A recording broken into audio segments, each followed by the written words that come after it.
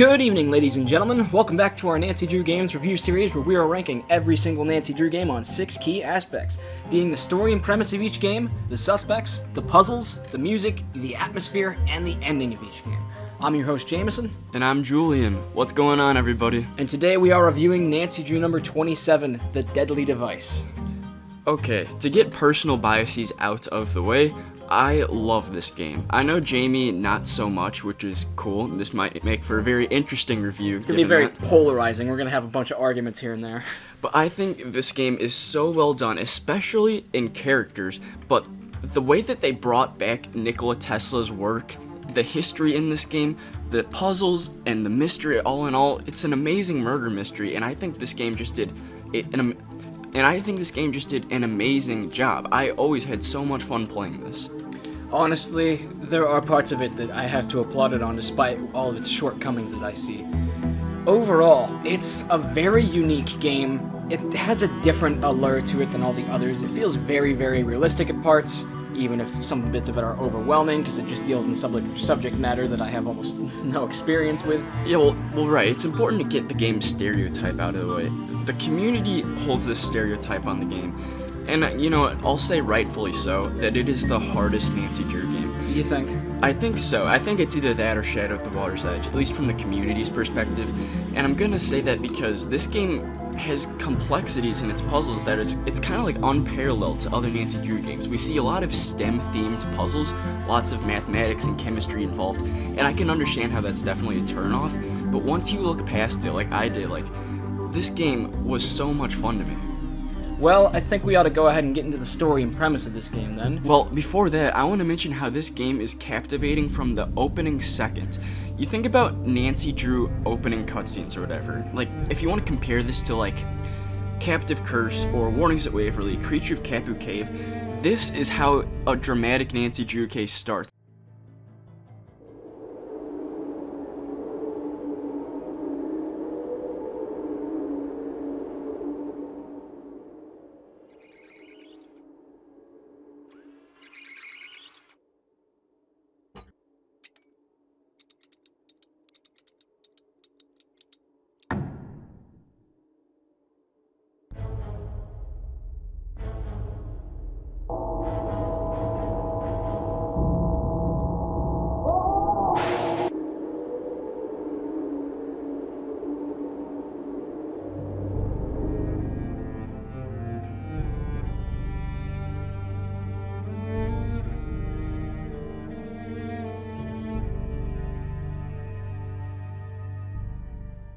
This opening cutscene was chilling and so well done. I love the music that plays, the cut from Nico's murder to the newspaper with the explanation. I think it was so chilling. The co-owner of the laboratory, who used to own it with the late Niko Jovic, is Victor Lawson. He's the one who's calling Nancy into to investigate and figure out who killed his business partner, Niko Jovic. And he sends her in with a very interesting objective, which is to find the dirt on Ryan Kilpatrick. She was the woman who built the Tesla coil that was wired the way that killed Niko, and the police seem to think that she had done it, and so does Victor. And so really, this isn't so much as find Niko's killer as the game starts, it's find the evidence to pin Ryan.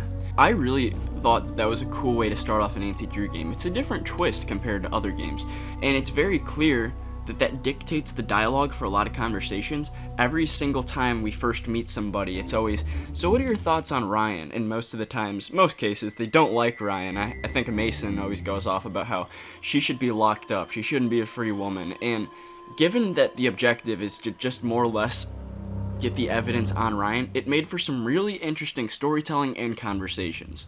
Definitely, yeah. But it should be noted also that the beginning of the game when you're talking to Victor is actually over a FaceTime call where you can see it's a video chat. And when I first played this, I thought, oh my gosh, that's cool that they're trying to show the times passing up, that they went ahead and rendered a character model for a phone contact, and now we can Skype call him.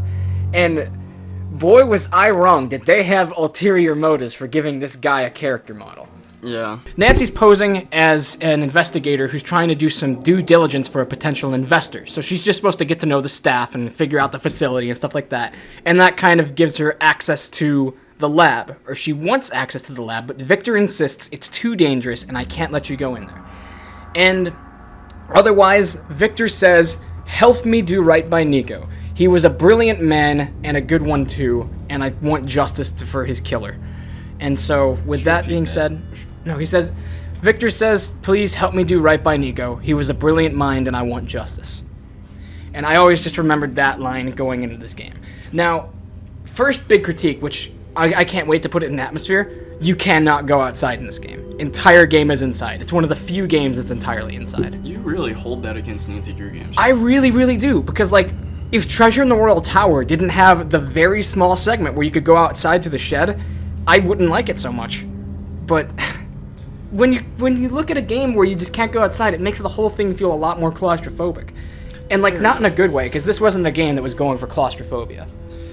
Okay, well then let's jump into suspects then. We'll cover the atmosphere later on, but we already mentioned her. Let's start with Ryan Kilpatrick. Definitely the most friendly suspect of the mix here. So Ryan works day shift, and her whole deal is she is an engineer. One thing that I want to go ahead and get out of the way with the suspects in this game that I didn't notice until this playthrough is that most of the suspects have a very interesting gimmick that kind of never really brought up. They all have a slight mental impairment when it comes down to it on paper. Ryan Kilpatrick, to me, is an ADHD brain. Mason Quinto has OCD, and that's very apparent the way that he gets angry at you if you mess with his things at all, or like mess up his post-it notes. And Nico Jovic, who we never do get to meet as he was murdered, appears to be a narcissist or even a sociopath. And I also think you can make the case that, like, either Gray or Ellie both have depression almost. Yeah, but Ellie's just briefly explored, really. You don't get to know her personality so much. Yeah, but okay, back to Ryan. She's super friendly, and I love the first time we actually meet her because she's messing around, fidgeting with something, some bolt or something, and it flies off and it almost hits Nancy right in the face. And that's just a cool intro to the suspect who is set up to be the actual killer. And she goes like, I am extremely sorry that you almost died walking through my door. I hope that you can put it past you and get to know me. But what I really liked about interacting with her character is that Nancy kind of takes a little bit of an aggressive stance toward her. Given the information that was brought up at the beginning of the game, Nancy kind of has to be on like her toes around Ryan. She's set up to be the murderer, so we get some aggressive questions right off the get-go, but then as the game progresses, we develop an amazing friendship with her, and she even helps us solve the case. Like, that was an awesome character transformation, especially on like both sides. It should be noted too that Ryan's innocence and her being exonerated comes entirely from Deirdre Shannon, who has a really interesting subplot that I guess we should go into because it's pivotal to the case. Deirdre calls Nancy because she has a couple questions about like a criminology paper that she needs to write or something, or she's in trouble because like she plagiarized a paper and says that, well, you see, I paid for somebody else to write my paper, and apparently you can't do that anymore. Is capitalism dead, or is it just me? She's real funny in this game. And anyhow, Deirdre makes a bargain with her professor, where if she is able to get proof that she helped on a real-life murder investigation, which Nancy's doing right now, then she will be able to get credit for the paper and they'll drop the plagiarism charges. So Nancy has Deirdre doing research for her about everyone's alibis, and about halfway through the game, Deirdre turns up that Ryan was present at some sort of function where an award was being given out, and there was a bunch of press people there taking pictures, and Ryan appears in the background of a couple of pictures, and during a couple of which you can see clearly that there is a clock behind her that verifies that she was at this function at the time of death for Nico Jovic. So that completely exonerates Ryan, and when Nancy tells her this, that she knows that she couldn't have killed Nico, Ryan comes forward with Nancy and says, you're not really doing investigation for a new potential buyer. You're here to see what happened to Nico, aren't you? And at that point, you can choose to either confide in her and say yes, or just can maintain your cover and say no. That was a really cool part of the game, and I think that every single playthrough I've done of it, I've always said yes, because I love Ryan. I think it would have been so cool if they worked in a betrayal where if you tell her yes, it's not that she's the culprit, but that she blabs to the other people who work there, and they find out that you're actually a private detective. Ryan is very childish at heart. She's very, very quirky in a lot of the things that she says. I know the whole like, ooh, she's not like the other girls, she's quirky and stuff. She has a motorcycle that she's always a biker girl. Yeah, she has a motorcycle that she's trying to fix up in her shop. She hates robotic cats. Yeah, and she gets all freaky with them. She loves gummy bears. And honestly, I feel almost like I respect her a bit more because I have really just prominent ADHD. and I have for my whole life, and I kind of just relate to her on a different level now, even though she's a fictional character. Alrighty, well, I think that's a pretty good summary from Ryan. I think we should jump into... Let's go Mason. Mason Quinto, okay, Mason Quinto. So, replaying this game, I forgot all of the super funny dialogues with Mason. He brought so much life to the game. He's the most unapologetic jerk. He just reminds me of Dwight Schrute from The Office. I don't know if I see that, because Dwight Schrute, it's a completely different context. I don't know. They're two people that take their work to a humorous level of severity. But, like, Dwight works at a paper factory. This guy is actually, like, he's actually, like, doing a serious job. Though. Like, he worships, like, martial arts and the Sun Tzu gods or whatever. He says, Sun Tzu compels me to take you down over your high score on that arcade game. It's so Dwight Schrute. But, okay, we're getting off topic. Again, I really want to mention his opening line of dialogue where he explains electricity. I feel like so Nancy at one point asks him, "You look pretty busy, what are you working on?" And he goes, "You wouldn't understand it." So Nancy goes, "Could you put it in layman terms for me?" And he goes, "Okay. There's a magic, shiny power that lives in the power lines, and it's quick and sly like a fox. I'm trying to use math to trick it into leaving the power lines without accidentally messing up and killing everyone." He's so patronizing and so funny. But as we learn more about Mason, he really, really hated Nico.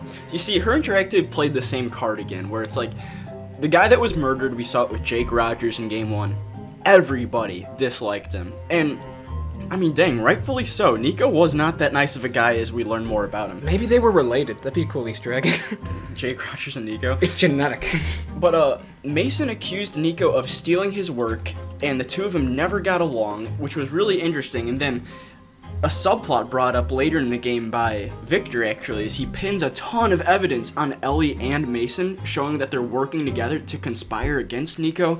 There was just so much great storytelling that Victor was kind of like the puppet master of it all. I don't know. Honestly, very few people in this, like, there's a couple of people in this game that are guilty of crimes, just not killing Nico. Well, no, this is off topic, but what I love about the game is that at every single part, there's like a different part of the game where all the evidence is pinned on someone. It's so hard to tell who the culprit is because it's set up so that it looks like everybody is the culprit. Okay, yeah. Okay, Mason's character. Mason, a couple more funny things about him. He has some really abrasive lines, especially when talking about Nico. And I gotta correct myself right here. We accidentally attributed one of these quotes to Gray in our top 15 suspects of all time video, where on the topic of Nico, Mason said, "That guy was a jerk." Nancy says, "Isn't that kind of rude to speak ill of the dead?" And Mason just bluntly goes, "Lots of jerks have died. Doesn't make them any less of jerks." I think it'd be fair enough to go ahead and transfer right now to Mason's desk mate, who hated him so much that she switched to the night shift. As the game goes on, you uncover that Mason and Ellie were actually trying to steal Nico's work and then sell it to, like, potential buyers out on the black market. Because make no mistake, Nico Jovic was trying to extend the research and work of Nikola Tesla, who I'm sure many of you know about, but I'll give a brief rundown. He was the inventor of alternative flow, or current, whatever it's called. Thomas Edison took the credit for just about every single one of his inventions, but a lot of people call him probably one of the greatest men who ever lived. He invented so much technology that's still used in Western civilization, and it's speculated that he created some things that were so deadly that he destroyed them himself, afraid of what would happen if they got into other people's hands. And we'll touch more on that later. Nico Jovic is kind of like a second Nikola Tesla, only he wasn't so altruistic and he had ideas about what he would do with the things that he was figuring out. And he has a very, very interesting relationship with our last suspect, who we'll get into in a little bit. But that's all saved for the end game, honestly. Now, one of my critiques about Ellie, it's kind of tough to pin this on her character, more so Her Interactive's fault, is she disappears mid-game for way too long. It's because, no, she disappeared, I think. I know, because we couldn't find the card, but there was still too many events happening while she was 100% gone. Okay, this is... We also need to talk about how she was the one that found Nico and waited 30 minutes to call the police. Yeah, so that's the big piece of evidence behind Ellie, but the police just kind of sleep on that. They were dead set on pinning Ryan.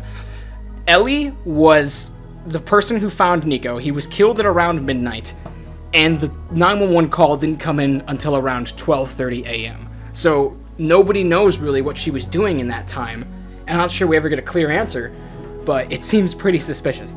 Overall, I think I can call Ellie the worst suspect in this game. No, I feel like she I wasn't. can too. I feel like she wasn't fleshed out well enough. She disappears for a lot of the game. She doesn't really have the same quirk as anybody else. Gray is just dismissive. Mason is just a jerk unapologetically, which makes him really funny. Ryan's just more bubbly and exuberant than any other suspect we've seen in a long time. It's something else. And so maybe it's like, can you imagine if Ellie was in a different game? Would she be better? maybe, I yeah. think so. It's because the suspects, for the most part, are astounding, and she's just like the odd man out. I just feel like she's almost subpar in most categories, though, because she does have decent bits of suspicion on her, but parts of her are just flat, honestly. Yeah, no, she I feels agree. like And a I desk hate- worker. And I hate that she disappears for a good part in the middle. So. Okay, so now I think we should go ahead and get into Gray Court, right? And before that, I want to talk about what goes on in the opening of the game. On Nancy's first night, when she enters the dorm area, where I suppose that everybody else has a dorm too, where they can stay here if they want. It's like a weird kind of research facility. You have to be a really qualified person to work here, I assume. And as soon as she walks in, power goes out and she gets a phone call from Victor. He goes, "I'm sorry, Nancy, I forgot to mention to you. We've been having a lot of outages lately." And she goes, "Yeah, I think we're having one right now." And he goes, "Most of the time, Gray can get the frame back on, power back on before the grid goes critical or something like that. But it's nothing for you to worry about." And then Nancy goes to bed and sets the alarm. And then she wakes up to an alarm, blaring like a fire alarm. And so she goes to the door and opens it. And that's where we meet the big man, Gray Courtright. So Gray's first words are, "You come with me." That's Poetic. poetic. Now, I mean, just to get it out there, Gray is my number one favorite suspect of all time. I think Jamie doesn't feel the same way, which is fine. But I love his backstory. I love what he offers to the game. I love his attitude. He's so sassy, but in the end of the game, he's actually like a teddy bear. I loved him. I mean, he's very, very sympathetic. There's a lot that's super sad about his story, and I appreciate that, because they gave him a pretty decent twist. So he pulls you out of your bed in the middle of the night to have you help him shut down this grid before the whole thing explodes and fries everyone in the lab. And once you get it good, he goes, "Good, name's Gray. I don't care what your name is, don't tell me." Gray has a giant rig in the security office. Looks like a PC gamer setup. It's got Kind of like Ron Swanson. yeah, he's got like 4 different monitors. I don't know if I call him like Ron Swanson. He's much more tech savvy. They just both have a similar demeanor. But Gray... Okay, so Gray obviously starts off as a very dismissive person. Every single question that you ask him, he has one-word responses, or no responses for that fact. But one of the key things one of the things I really like about him is that you can tell he catches on to you. He asks you at one part, "What did you say these questions were all for again?" And Nancy says, "Oh, due diligence for an investor." And he says, "Your questions say otherwise." Okay, so the one thing we touched on this in our top 15 suspects video. One thing that's really unique about Gray is where most of the time in Nancy Drews, Nancy controls the conversation and asks the questions. Gray just dominates it. He chooses what he does and doesn't want to answer, and sometimes he just flat up changes the subject without even trying to hide it. He's just like, "I don't care to answer that question," and then just completely blows Nancy off. He's probably like one of the main suspects in any game who has the least amount of recorded dialogue. Maybe. He also has some really great monologues, though, in the end of the game. I think we should morph that in with the in-game part of the review. Yeah. But essentially what we'll cover here is that it's revealed that he was actually good friends with Nico. The two of them had a great falling out, which was unfortunate, but he's actually one of the most brilliant minds ever. You could even say that he's smarter than Nico, but we'll get into that whole dilemma later. Pretty much Gray's character, for a lot of the game, is him almost feeling depressed and feeling like he's to blame for Nico's death, because him being the security guard, he was ultimately responsible for letting whatever happened happen. It should be noted, a good comparison we once made to him is that he is like a perfect cross between Dexter Egan from Treasure in the Royal Tower and Scott Varnell from Troll of the Twister. He takes the best of both characters and puts them together in an ultimate suspect amalgamation. But otherwise, So there's not very much to say about Gray until the end of the game when his character changes entirely. Now, I'm sure you've noticed by now that we haven't given out a spoiler warning about which of these suspects is the culprit yet. And that's because, and I heavily advise a spoiler warning right now if you've never played this game, this has one of the greatest culprit reveals ever, if even in a playthrough I thought it was a little on the nose.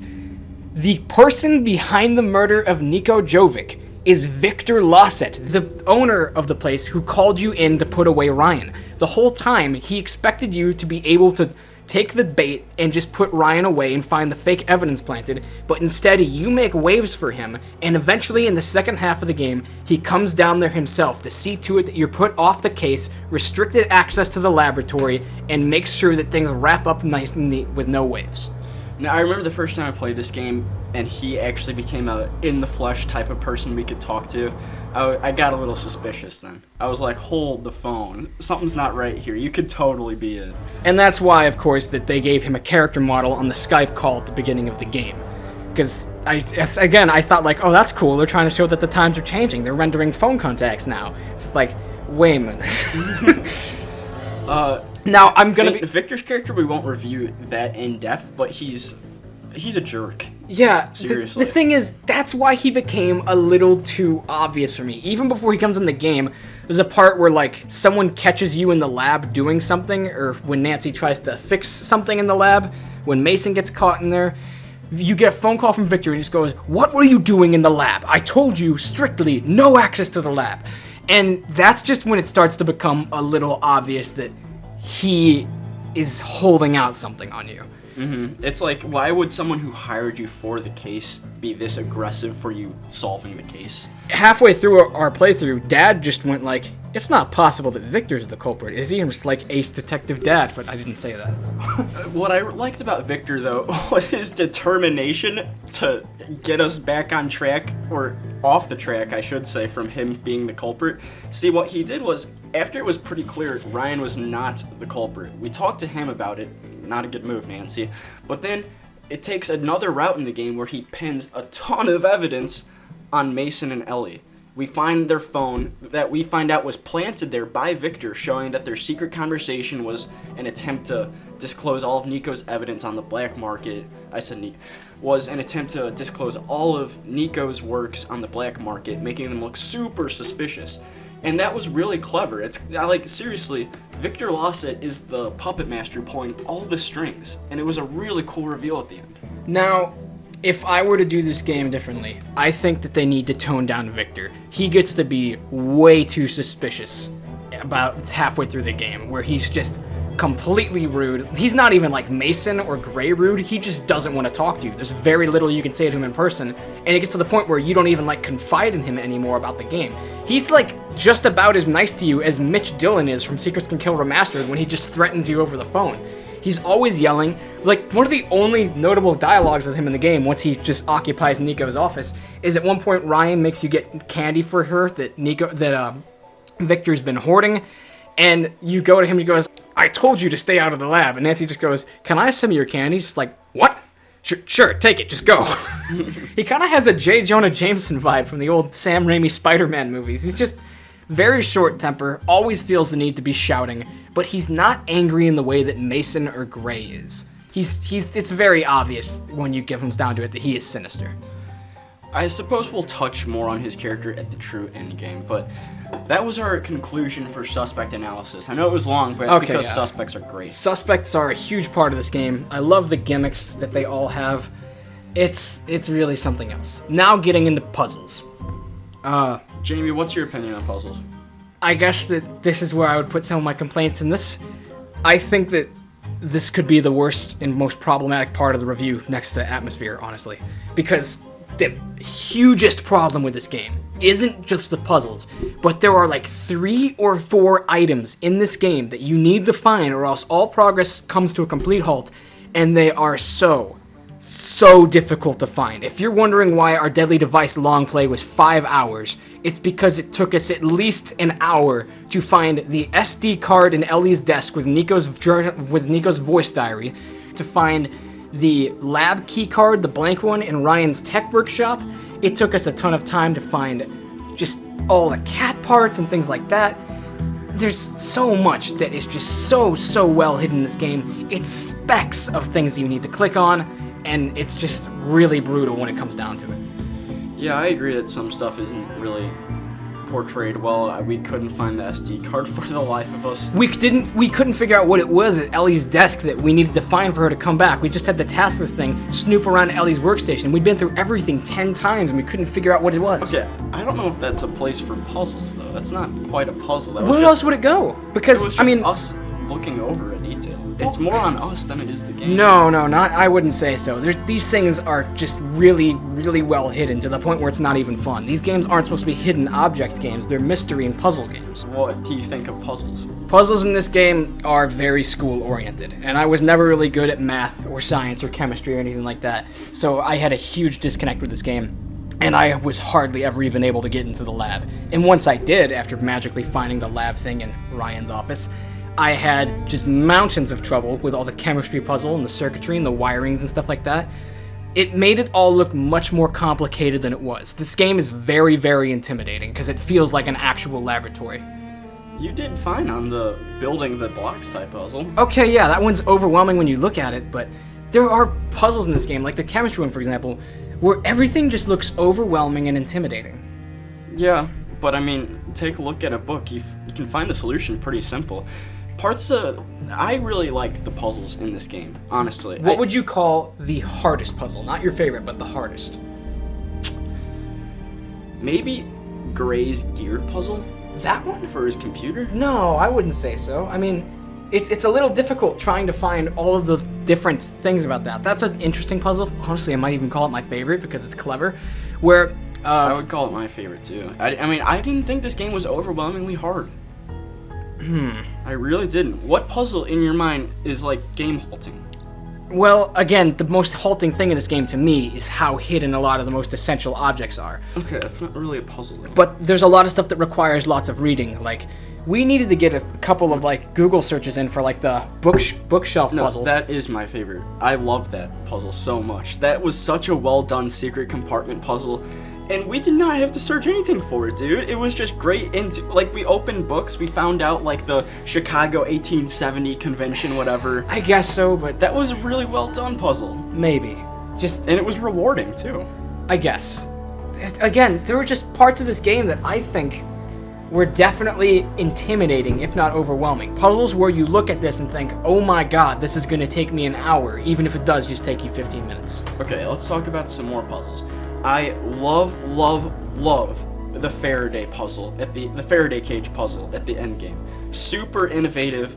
It was just super great. Like, they couldn't have made it easy. I love that they threw that like educational route in there. I loved having to melt down the gummy bears to get Nico's fingerprint code to get into his lab. Love the lab. I'll get into that in Atmosphere though. I love the pigeon thing that has to do with like the patents on the wall and like shoots a laser beam on the wall to show what patent we're talking about for Nico. This franchise has a thing for like laser beams pointing out something important. I love that password to Gray's computer with the gears stickers being hidden all around. That was cool and super fun when you get the hang of it. Gosh, I mean, puzzles were just super fun in this game, in my opinion. One that I didn't quite like or understand was the password for Mason's computer. I just didn't understand how that was supposed to spell out Tesla's hometown. Like, yeah. It was a hangman thing on his thing. I don't know. But I mean, puzzles were like a perfect level of difficulty in my opinion. And I like the solutions puzzle too, with all the chemicals, having to find hydrochloric acid with nitric acid and all this stuff, balancing it together. Like the puzzles were so great to the environment and the game. Okay, I mean, to me, part of the problem is that, if not intimidating, a lot of them just seem boring at face value. Like, oh boy, 3D models, oh boy, chemical solutions. A lot of it just feels like homework. And not like fun homework, how they have with like DNA models in Waverly Academy. This was just like kind of bleak when it came to puzzles aspects sometimes. I like the simpler ones, like getting into Ellie's phone where everything needs to equal 15 going across. That was interesting. Okay, then we just have a disagreement then, because I thought the puzzles were super well done. Okay, I think that they're good and challenging, for sure. I don't know about too hard, but I just cannot forgive the all the hidden objects, because looking back on it, I could have solved this game probably not even that difficult if I just knew where to find everything. because for so long I would play this game and I'd get stumped, and I figured it's because I couldn't solve some of the circuit puzzles and stuff like that. And then when we played this one, I realized I never saw that SD card with Nico's voice diary in Ellie's desk. I almost never found the lab key card that was in Ryan's place. It's just, parts of it just felt sloppy like that, where it turned into a hidden objects game without telling you it was a hidden objects game. Fair enough. I also like the puzzle where we're knocked over the head, placed in the photography room. No, what's it called? The photolithography room. The photolithography room. I can't say that word. The room without any airflow in it. Okay, that was clever, because normally that room has like a streamer tied to the vent, and you can see very clear that there's ventilation. And when you wake up in there and that streamer isn't moving, you know something's wrong. But again, man, that honestly might be one of my least favorite instances in the franchise of Nancy getting knocked out and waking up somewhere. I mean, it just seems so cheesy. You just hear a noise and turn around and like a statue falls on you? It just seems so random and like inexplicable. I don't know. Okay. Otherwise, I think that about wraps up what we can say on puzzles right now. It's time to get into the music. This game was the beacon of hope. Between games 25 and 30, I would call this the best game for music between all 5 or 6 of those. Mm-hmm. It's better than Alibi. Silent Spy has some really good tracks that we'll get to. I don't even agree with that. And Ghost of Thornton Hall. Oh. Ghost of Thornton Hall has ambient soundtrack. None of it slaps. Okay, that's true. But let's get to some specific tracks here. Okay, so the overarching theme of most tracks in this game is it's a lot of techno, and I think that was supposed to correlate with the whole technology aspect, but it's really well done music. It's nothing like Shadow at the Water's Edge modern techno. This is very different. This is like uncomfortable, suspicious techno. Mm-hmm. Which goes great with the atmosphere that we'll get to. Otherwise, doesn't like as much, but let's start naming some specific tracks. I'm going to start off with Mystery. Mystery is the title theme of the game. It's honestly really dynamic, I think. It has maracas where you would not expect maracas to be. I'll say that. You'll definitely pick up on the techno I'm talking about. It's a great track. We'll play it here. It's more like electric piano, if anything.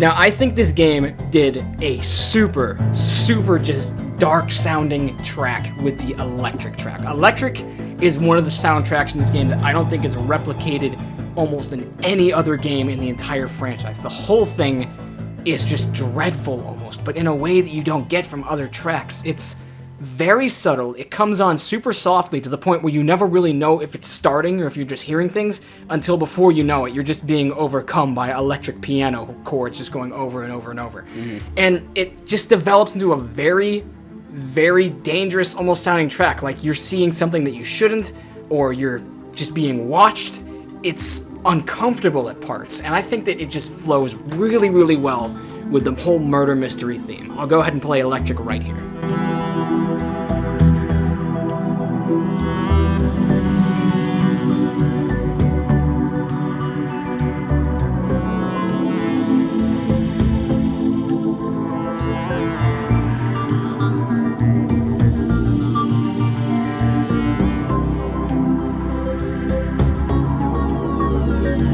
I'm gonna cover my favorite track of the game now, Discovery.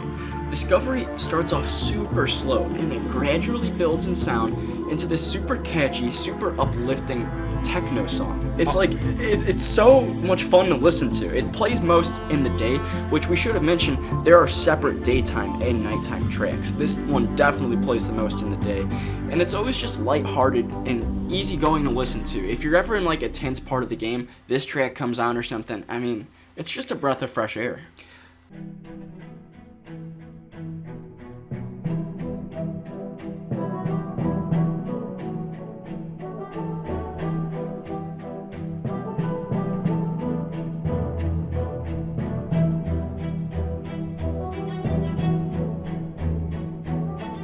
Okay, so next we have the superior discovery, which is research. I say superior just because I like this one much more than Discovery.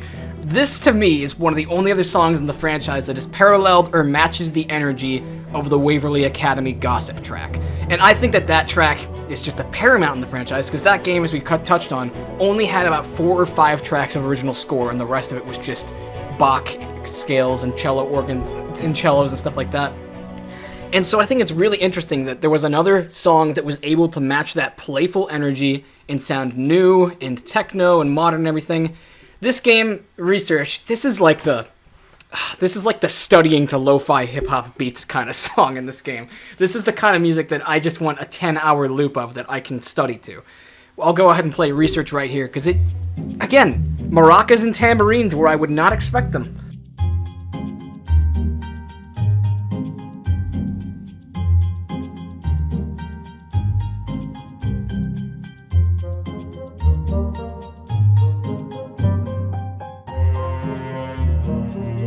The last track I'll cover is Danger A track. I guess it's just the first Danger track, but you hear it at the very beginning of the game, actually, where we get a cool cutscene of Nico actually dying, the police newspaper covering like his outline of chalk on the ground. This is a great song for building tension.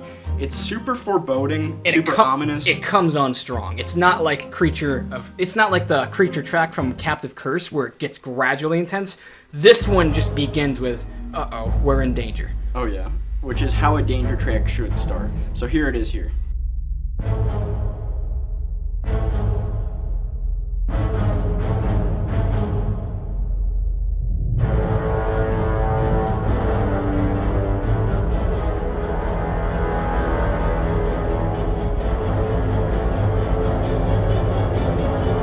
Following right after that track plays is the Lost track, and I think that Lost is a very important track in this game, not just for its purposes to fit the opening cutscene, but because on a musical level, this track I feel actually diverts suspicion away from Victor Lawsett.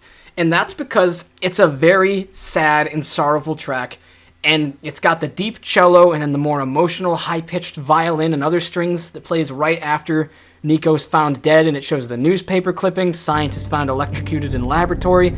And then you get to meet Victor, who is the first person you meet over the phone who expresses his anger at the death of Nico Jovic. And it really gives you the impression that people are sad that Nico's gone. And the first face you meet with that impression is Victor. Victor may just be an angry man by nature, but he's sad that his friend is gone. And I thought that even though they kind of butcher how he becomes super suspicious in the second half, I feel like that was interesting. I'm gonna go ahead and just play Lost right here. It really is probably the most emotional track in the game.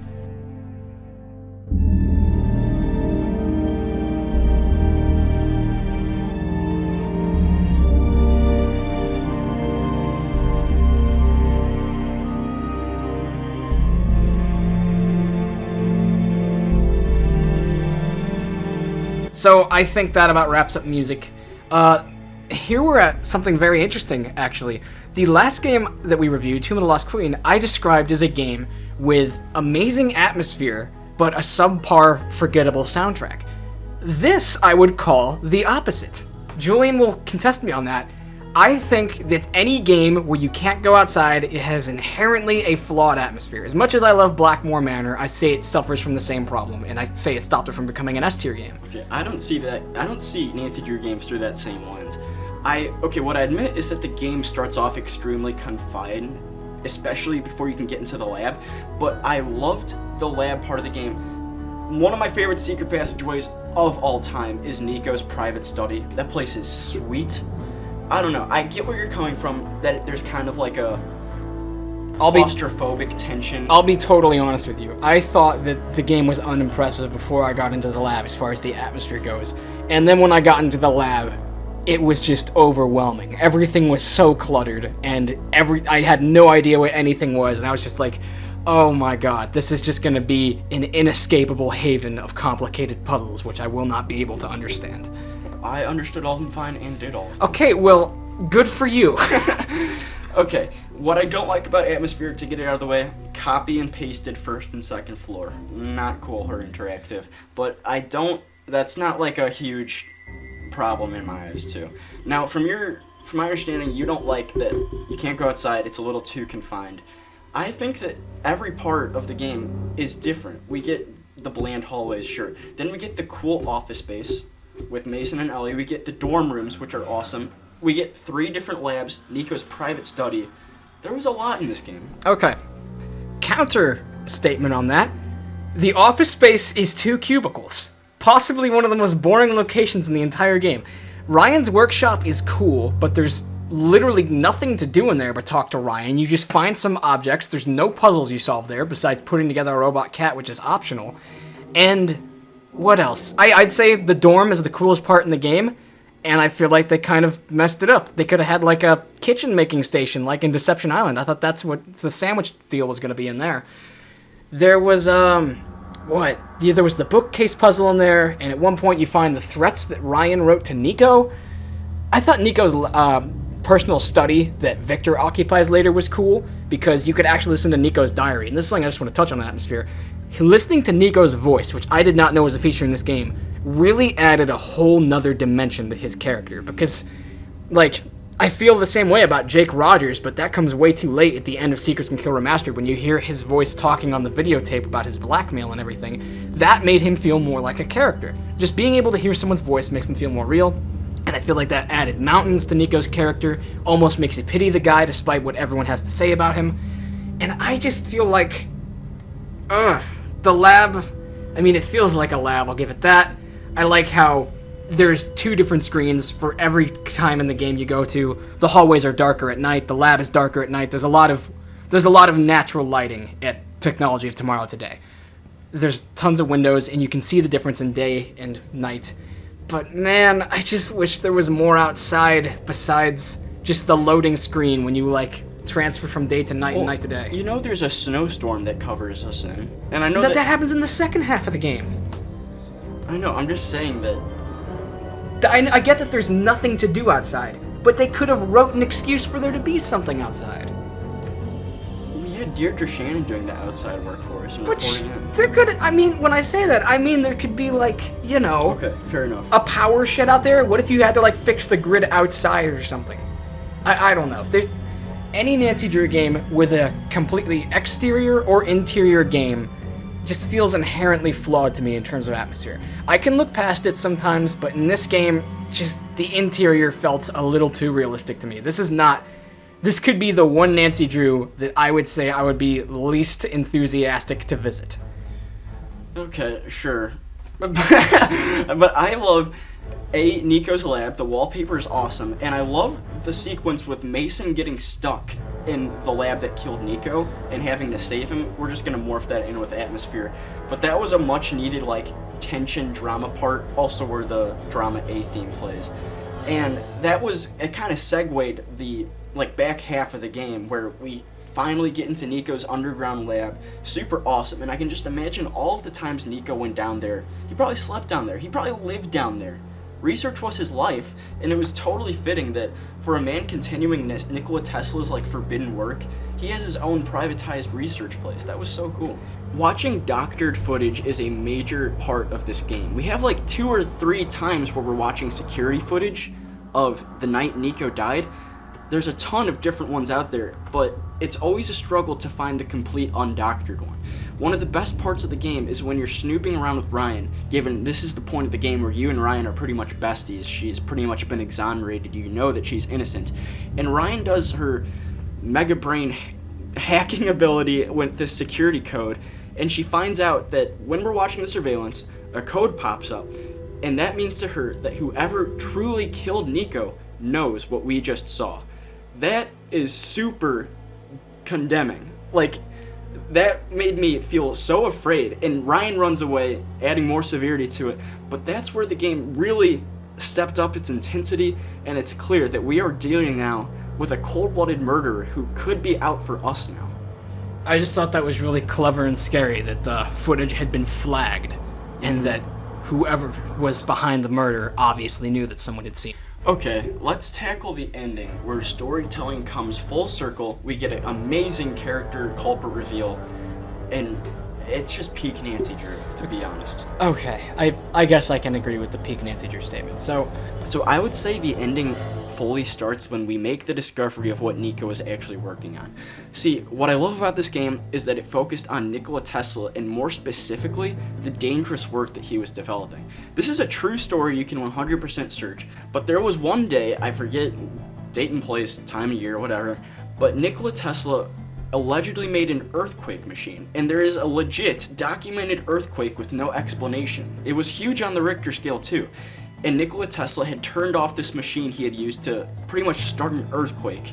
Dismantled it with a hammer. Yeah, he dismantled it with a hammer and made everyone swear in the research facility that they would keep quiet, and he destroyed it, knowing full well that if this got into the wrong hands, it would be earth-shattering, literally. Okay, so that's something that I think should be addressed in this game about the ending. It's really cool. This could be one of the Nancy Drew games that deals with the biggest stakes of any other Nancy Drew. I'd say Silent Spy is kind of important because that deals with thwarting a terrorist attack, but this is a global scale of conflict. Essentially, what Nico found out was the solution to remaking Nikola Tesla's earthquake machine.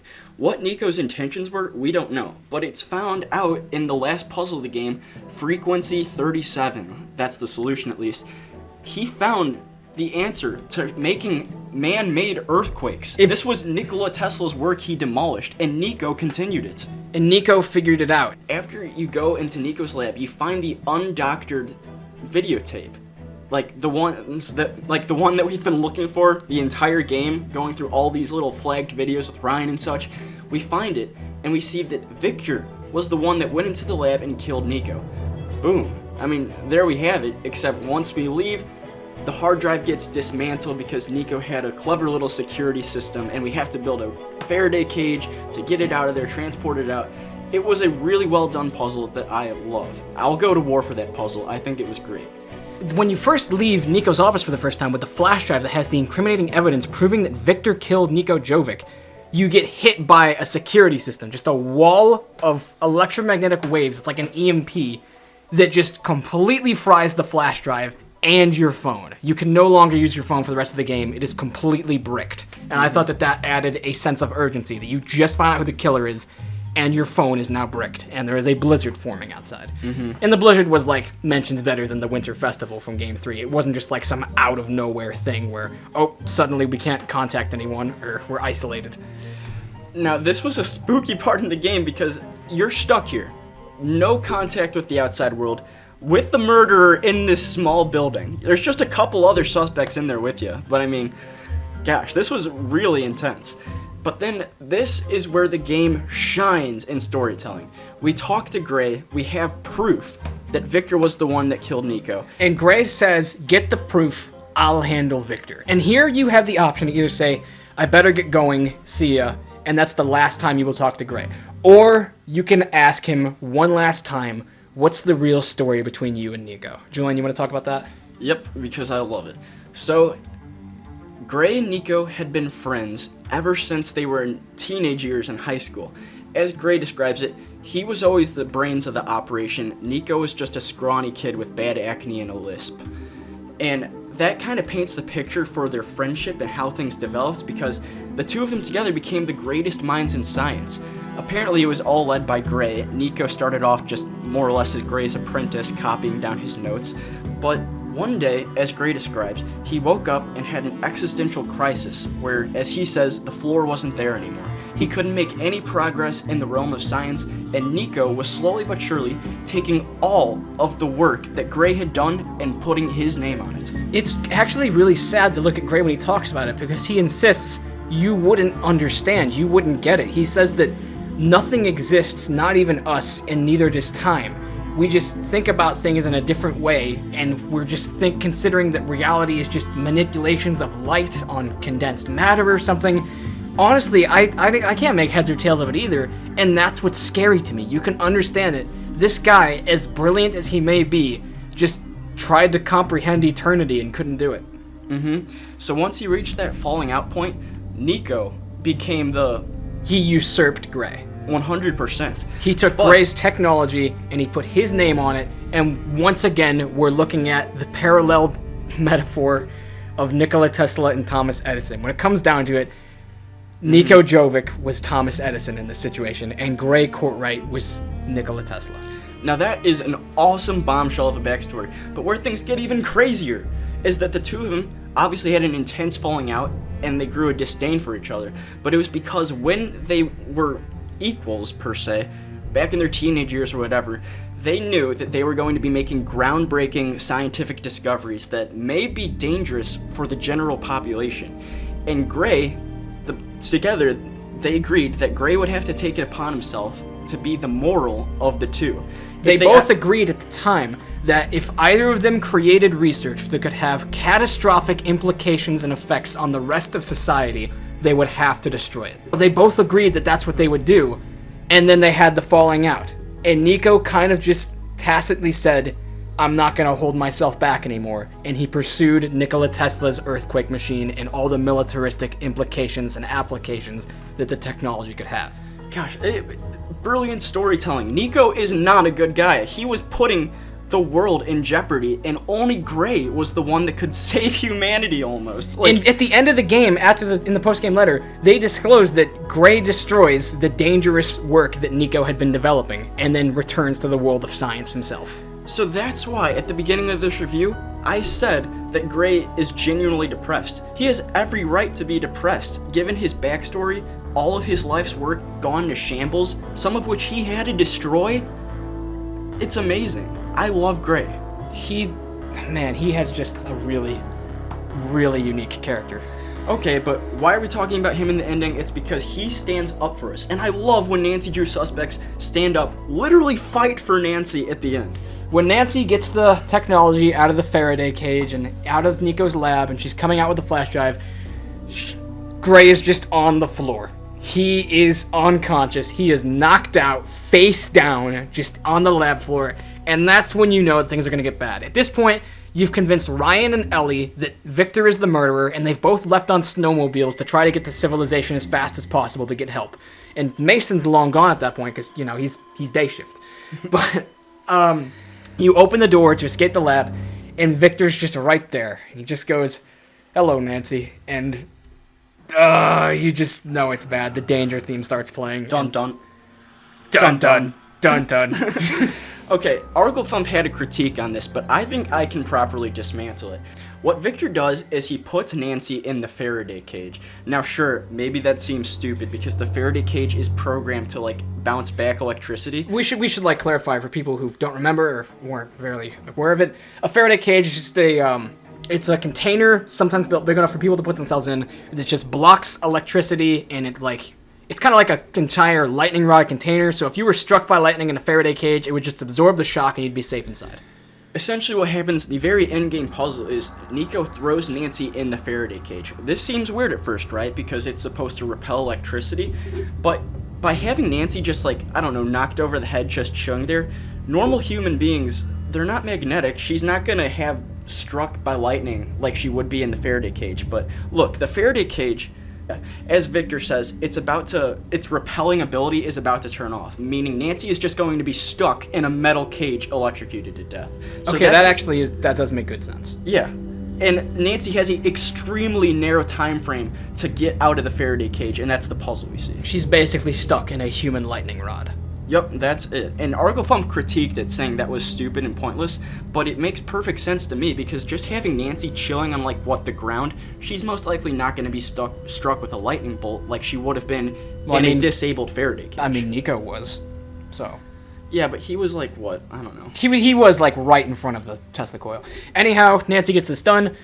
Victor runs outside, and he's just like, "What are you doing? No, get back in there!" And he gets struck and sent out unconscious. Maybe goes into cardiac arrest. Really, it's a wonder that he doesn't die too. That would have been poetic justice if he did, almost. But once again, Victor's just struck unconscious. No idea how they're able to turn off the Tesla ray without getting zapped, but they do. And then the endgame letter begins to read. Everything gets wrapped up. Mason takes the technology that he was going to fence. Ellie's no longer working with him. And he goes all the way down to the expo from Shadow at the Water's Edge. That was cool. You see him right across the place from where Yumi's bento stand is. And Gray follows him, knowing that that's Nico's work and that he can't let anyone get rid of it. And they get into a fight over it, and it just goes viral because everyone thinks it's just two nerds fighting over something stupid. Wait, what was the video title? Epic nerd fight. Epic nerd fight. Epic nerd fight. I wish I could have seen that. Yeah, but basically, Gray takes it upon himself to destroy the dangerous work that Nico synthesized, and that includes whatever Mason took with him in the flash drive. So, I hope Mason made copies. Actually, I hope he didn't, because he's just as bad as Nico. Anyhow, Gray sees upon himself that he is the only person reliable to continue the work with moral ethics, and so he returns to the world of science and begins to work in that laboratory where Nico died. Good for Gray. Yeah, I wonder if he even takes to using Nico's special laboratory. Ryan continues to work side by side with Gray, I believe, and that's really interesting. I guess they become friends of sorts. It should be mentioned that Ryan was like one of the only characters who somewhat liked Nico, or Nico somewhat liked her, because they didn't really have many friends, the two of them. And man, it's just the characters in this game and the way they interact with each other is just second to none. Overall, Ellie's wrap-up is that I think she just gets out of the laboratory. She says Colorado was never that welcoming to her in the first place, and she moves back to, I'm trying to remember where she comes from, Chicago, is that where? New York, I think. I don't know. Somewhere. But that kind of just shows that she was really the black sheep, the odd man out of the suspect pool. Yeah, she just never really felt welcome. And as she said, she's 20% scientist. Mason, maybe 60. But Nico was 100% scientist. Good quote, yeah. Overall, it's a relatively happy ending. The world can rest knowing that Gray Courtright is there to defend them from the technological catastrophes of tomorrow. And honestly, that's just what they should rename the laboratory to. Okay, let's get into rating this game now. This is going to be spicy. So, just to break it down real quick, we like to give our reviews letters on a scale instead of numbers out of 10, because some Nancy Drews are better on paper than they are in practice. So, with that being said, A is good, F is terrible, and S tier is reserved for the best of the best. Okay, this is an S tier game for me. Okay. Just throwing it out there. It's not perfect. No Nancy Drew game is perfect. But the overwhelming fun I had while playing this game, like, I just had to take a step back when I was playing it, and I was like, I'm having a lot of fun right now. And I've never felt that with another Nancy Drew game. I mean, sure I have, but, like, not to the same degree.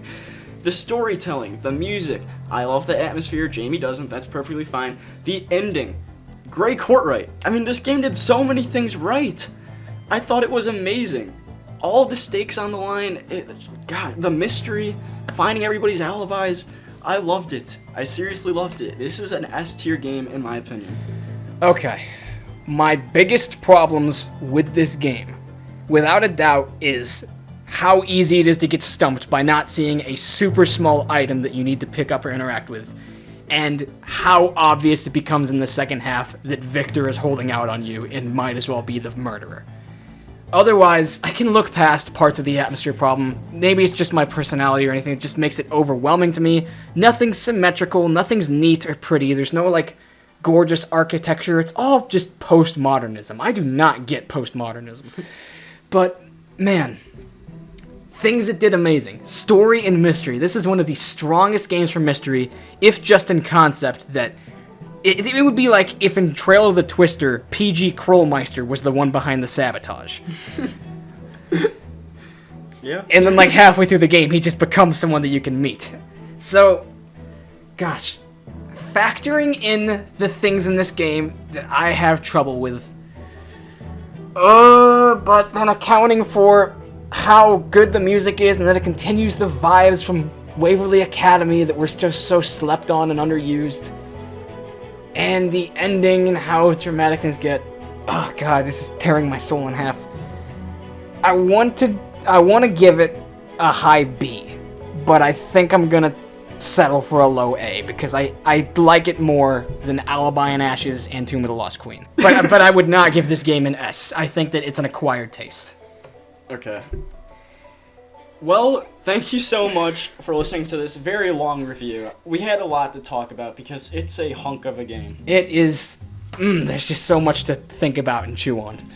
So, thank you so much for listening, everybody. We hope you enjoyed. Which one of the music tracks is your favorite? What did you think of the mystery at hand? Everything. We'd love to hear. And if you're one of the monsters out there that likes the atmosphere of this game, then you'll be happy to know that we took the time to stitch together and render both parts of our playthrough for this for just one monstrous 5-hour no commentary long play. If you'd like to listen to that and all the nice research and sciencey vibes while you go to sleep. With that being said, thank you very much for listening, everybody, and vote for Holt. Vote for Holt, everybody.